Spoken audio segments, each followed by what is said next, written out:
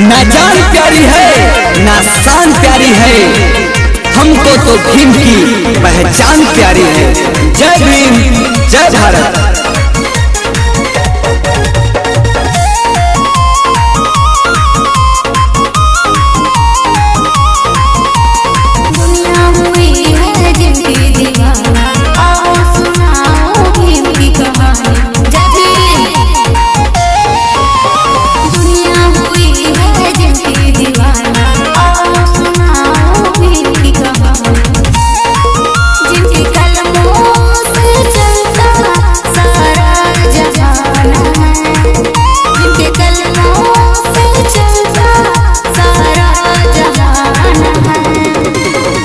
कोई और नहीं है मेरे भीम महान है, जय भीम से ही मेरी सारी पहचान है।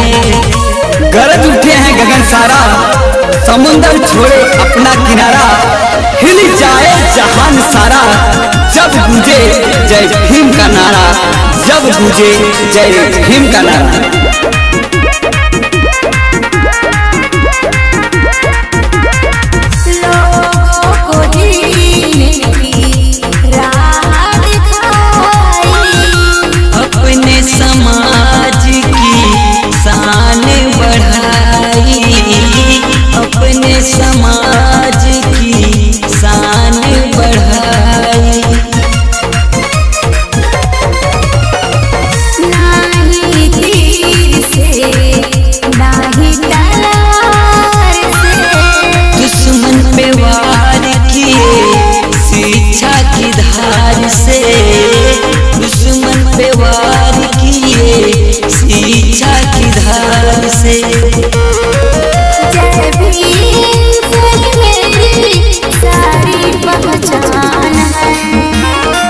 कोई और नहीं है मेरे भीम महान है, जय भीम से ही मेरी सारी पहचान है।